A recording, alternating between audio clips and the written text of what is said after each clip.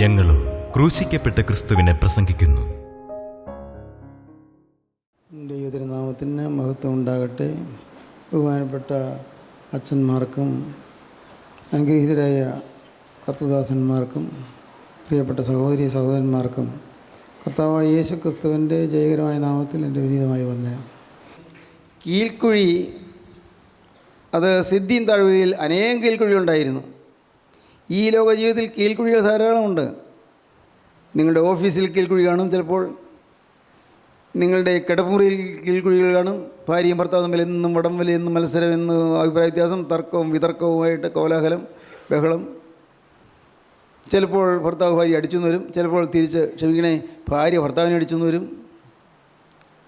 ആകെ കലക്കം. കീൽക്കുഴിയാണ്.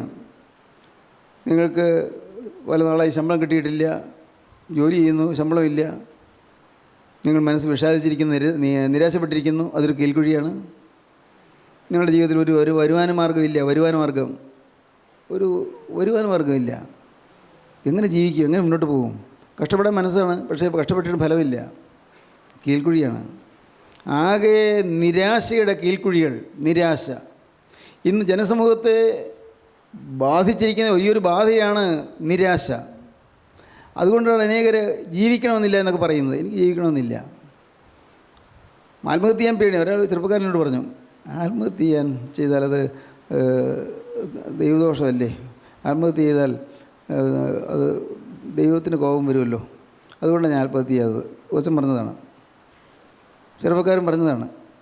ഞാൻ നോക്കിയിട്ട് അവൻ്റെ ജീവിതത്തിലൊരു കുഴപ്പമില്ല, പുറമേ യാതൊരു കുഴപ്പമില്ല, ജീവിക്കാൻ മാർഗമുണ്ട്, എല്ലാ സൗകര്യങ്ങളുണ്ട്, എല്ലാം ഉണ്ട്. പക്ഷേ അവൻ പറയുകയാണ്, എനിക്ക് നിരാശയാണ്, സമാധാനമില്ല. മരിക്കാമെന്ന് വെച്ചാൽ അത് ദൈവദോഷമാവില്ലേ? വേറൊരാൾ പറയുകയാണ്, ഞാൻ മരിക്കണ്ടായിരുന്നു, കാരണം മരിക്കാൻ നോക്കിയാൽ അത് എൻ്റെ മക്കൾക്ക് ദോഷമാണ്, അവരുടെ ഭാവിക്ക് ദോഷമാണ്, പല കേസൊക്കെ വന്ന് പാവങ്ങളെ പിടിച്ച് ഉപദ്രവിക്കും. അതുകൊണ്ട് മാത്രമാണ് ഞാൻ മരിക്കാത്തത്. ദൈവത്തിന് സ്തോത്രം, ദൈവത്തിൻ്റെ വലിയ നാമമഹത്വപ്പെടട്ടെ. സഹോദരങ്ങളെ, ഏതെങ്കിലും വണ്ടി വന്നിടിച്ചാണെങ്കിൽ മരിച്ചാൽ മതിയായിരുന്നു. അത് പിന്നെ ആത്മഹത്യ എന്ന് പറയില്ലല്ലോ. ഒരു വണ്ടി വന്നിടിച്ചാൽ അങ്ങനെ വന്നാൽ മരിച്ചാൽ മതിയായിരുന്നു. അങ്ങനെ ചിന്തിക്കുന്ന ആളുകളുണ്ട്. നിങ്ങൾ പലരും അങ്ങനെ ചിന്തിച്ചവരാണ്. എന്നാൽ സഹോദരങ്ങളെ, നിരാശയുടെ ആന്ധ്യത്തിൽപ്പെട്ട് അപകടത്തിൽപ്പെട്ട് കറങ്ങുന്നവർ അനേകരാണ്. നിരാശ അതൊരു അന്ധതയാണത്. നിരാശ. ഒരു കാര്യം നിങ്ങൾ വിശ്വസിക്കൂ, നിങ്ങൾ ഒറ്റയ്ക്കൊരു കാര്യം വിശ്വസിക്കൂ, യേശുക്രിസ്തു ജീവിക്കുന്നു, ഞാൻ നിരാശപ്പെടില്ല. യേശുക്രിസ്തു ജീവിക്കുന്നു, ഞാൻ നിരാശപ്പെടില്ല. എന്തെല്ലാം വന്നാലും ഞാൻ നിരാശപ്പെടുകയില്ല, എന്ത് കെടുതി വന്നാലും ഞാൻ നിരാശപ്പെടുകയില്ല. യേശുക്രിസ്തു ജീവിക്കുന്നു. യേശുക്രിസ്തു എൻ്റെ പ്രശ്നം അറിയുന്നു. എൻ്റെ ഈ ജീവിതം ഞാൻ യേശുവിന് കൊടുക്കുന്നു. ഈ ജീവിതം യേശുവിനെ കൈമാറുന്നു. ഗുഗുൽത്തായിൽ എനിക്ക് വേണ്ടി മരിച്ച കർത്താവായ യേശുക്രിസ്തുവിൻ്റെ കൈകളിലേക്ക് എൻ്റെ ജീവിതം ഞാൻ കൊടുത്തു കഴിഞ്ഞാൽ ഇനി എൻ്റെ കാര്യം നോക്കുന്നത് ഞാനല്ല, ക്രിസ്തുവാണ്. കർത്താവെ, ഞാൻ നിന്നെ ഏൽപ്പിക്കുന്നു. പ്രിയപ്പെട്ടവരെ, നിങ്ങൾ ഇങ്ങനെ ഒരു തീരുമാനത്തിലേക്ക് വരാൻ പറ്റുമോ? യേശുവിനെ ഏൽപ്പിക്കാൻ പറ്റുമോ?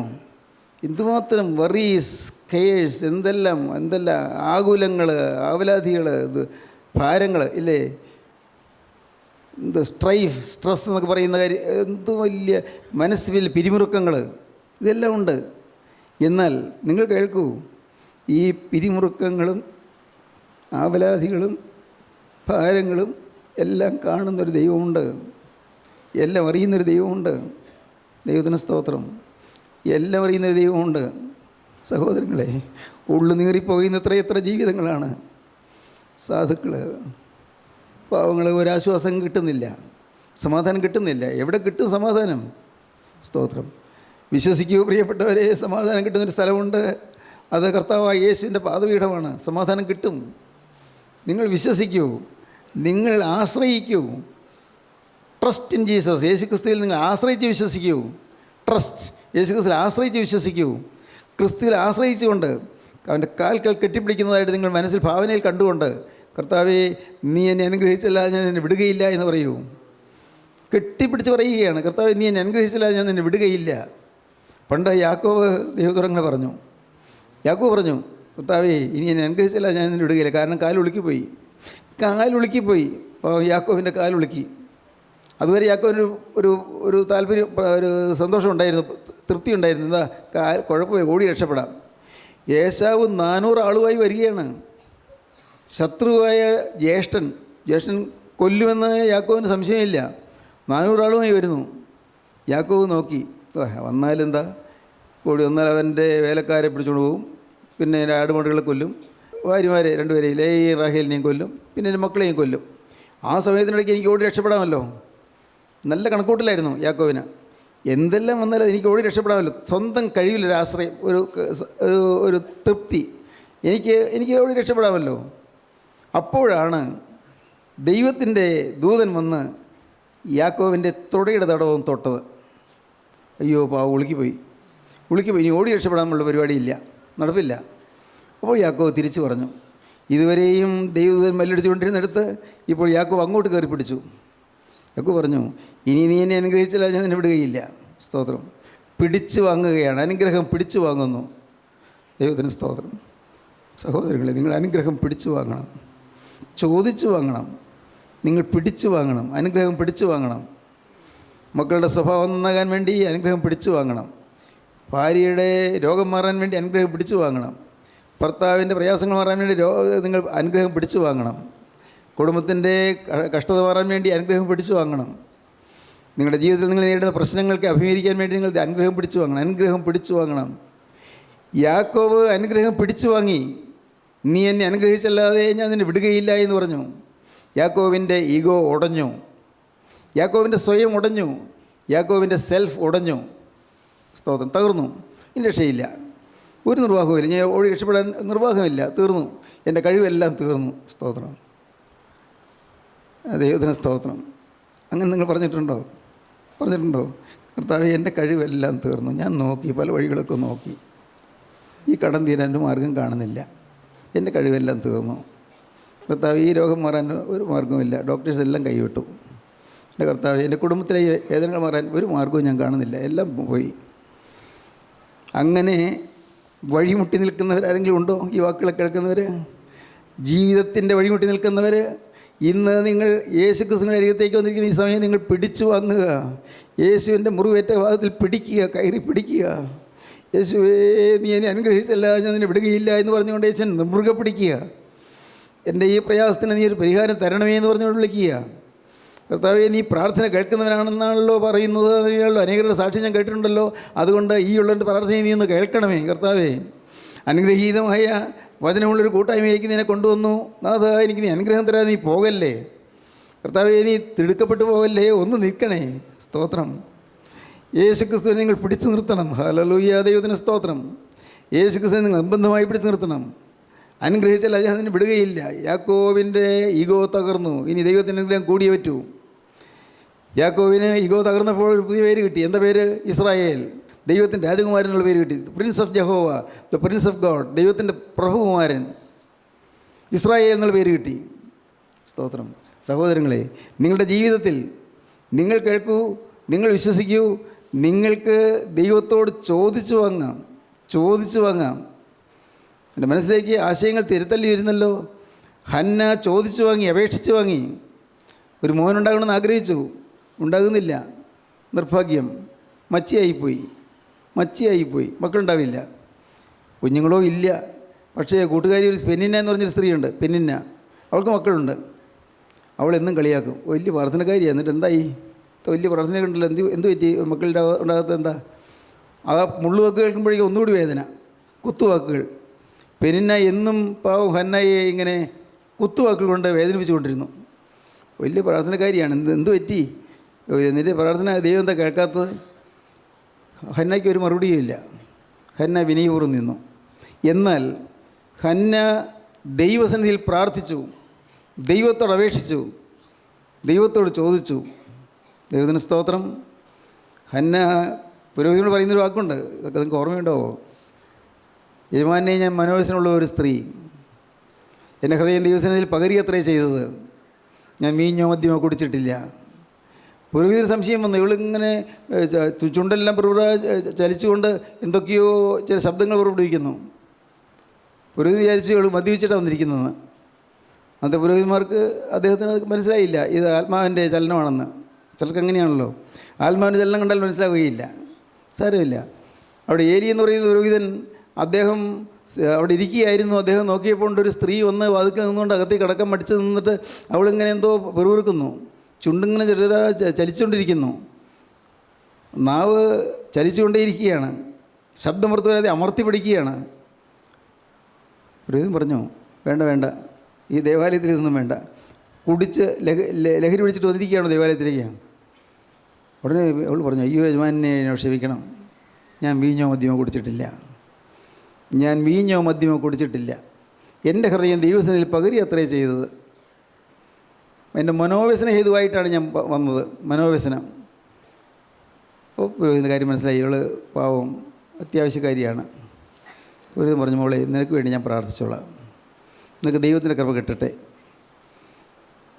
അവൾ അന്ന് അനുഗ്രഹം പ്രാപിച്ചുകൊണ്ട് പോയി. ഒരു വർഷത്തിനകം ശമൂവേൽ ബാലൻ ജനിച്ചു. ശമൂവേലിനെ കിട്ടിയപ്പോൾ ഓമന കുഞ്ഞിനെ കരുതലത്തിൽ എഴുതിക്കൊണ്ട് അവൾ പാടുന്നൊരു പാട്ടുണ്ട്. ആ പാട്ട് ഏതാണ്? അതാണ് പറയുന്നത്. എന്താ പറയുന്നത്? ഇവനെ ഞാൻ യഹോവയോട് അപേക്ഷിച്ച് വാങ്ങി എന്ന് പറഞ്ഞ് അവന് ശമൂവേൽ എന്ന് പേരിട്ടു. അപേക്ഷിച്ച് വാങ്ങണം. ഹല്ലേലൂയ, ദൈവത്തിന് സ്തോത്രം. അപേക്ഷിച്ച് വാങ്ങണം. മക്കളില്ലാത്തവരുണ്ടല്ലോ ഇവിടെ, അപേക്ഷിച്ച് വാങ്ങണം. മുന്നേറ്റമില്ലാതെ വിഷമിക്കുന്നവരുണ്ടല്ലോ, അപേക്ഷിച്ച് വാങ്ങണം. കടത്തിൽ വരയുന്നവരുണ്ടല്ലോ, അപേക്ഷിച്ച് വാങ്ങണം. കുടുംബത്തിലെ ക്ലേശങ്ങളിൽ വിഷമിച്ച് കഴിയുന്നുണ്ടല്ലോ, അപേക്ഷിച്ച് വാങ്ങണം. സമാധാനം അപേക്ഷിച്ച് വാങ്ങണം. സ്നേഹം അപേക്ഷിച്ച് വാങ്ങണം. സ്നേഹിത, നിൻ്റെ ജീവിതം ക്രിസ്തുവിന് സമർപ്പിച്ചുകൊണ്ട് യേശുവിൻ്റെ കരങ്ങളിലേക്ക് നിൻ്റെ ജീവിതം ഏൽപ്പിച്ചുകൊണ്ട് വ്യക്തമായി തീരുമാനം എടുക്കുമെങ്കിൽ, ഇന്ന് കർത്താവേ നിൻ്റെ വചനം ഞാൻ കേൾക്കുമ്പോൾ ഞാൻ നിൻ്റെ പാദത്തിൽ കെട്ടിപ്പിടിക്കുകയാണ്, നീ എന്നെ അനുഗ്രഹിച്ചില്ലാതെ ഞാൻ നിന്നെ വിടുകയില്ല എന്ന് പറഞ്ഞുകൊണ്ട് അവൻ പാദം കെട്ടിപ്പിടിച്ചാൽ നീ അപേക്ഷിച്ച് വാങ്ങുന്നവളായി തീരും. അപേക്ഷിച്ച് വാങ്ങുന്നതിനായി തീരും. അനുഗ്രഹം സമൃദ്ധിയായി നിനക്ക് ലഭിക്കും.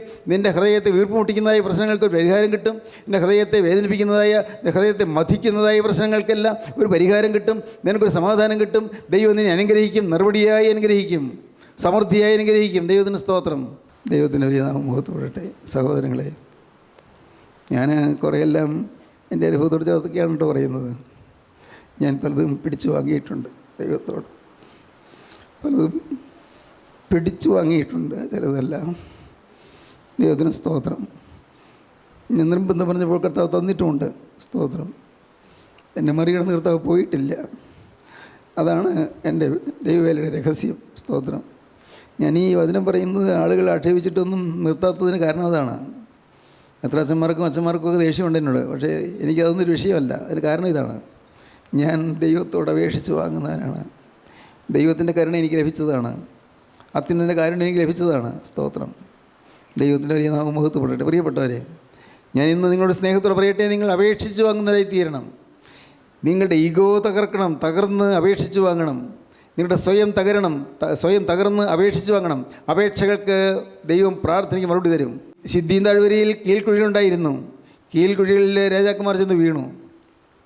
അപ്പോൾ അവിടെ ഒരു വലിയ നാശം വന്നു. നാശം എന്താണ്?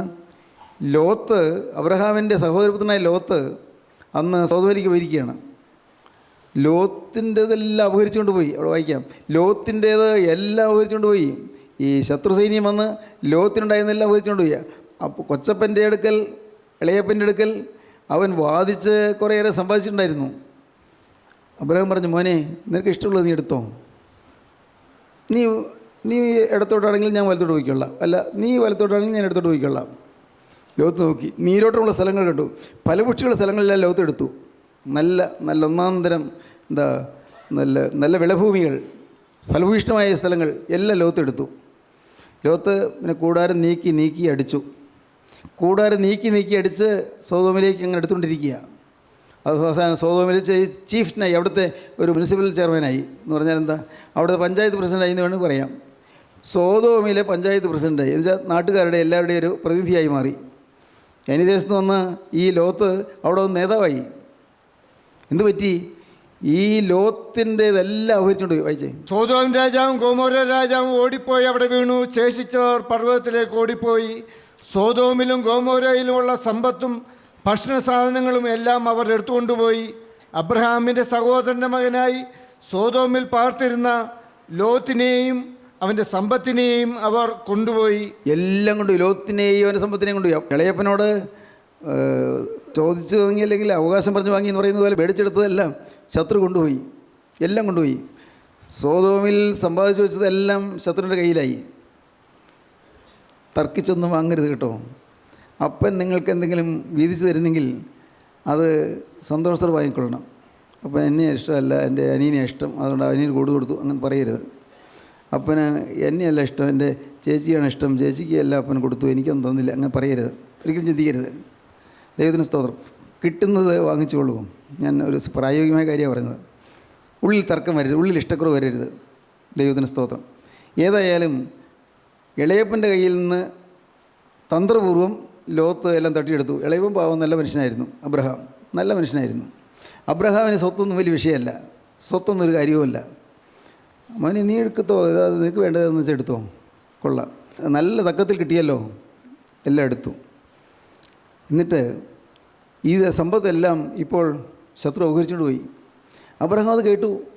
അബ്രഹാം കേട്ടു, എൻ്റെ സഹോദരപുത്രനായ ലോത്ത്, എൻ്റെ കൂടെ ഇറങ്ങി പുറപ്പെട്ട ലോത്ത് കാര്യം ഇടയ്ക്ക് വഴിതെറ്റി പോയെങ്കിലും അവൻ എൻ്റെ സഹോദരപുത്രനാണല്ലോ, അവൻ്റെതെല്ലാം ശത്രു ഉപകരിച്ചുകൊണ്ട് പോയല്ലോ.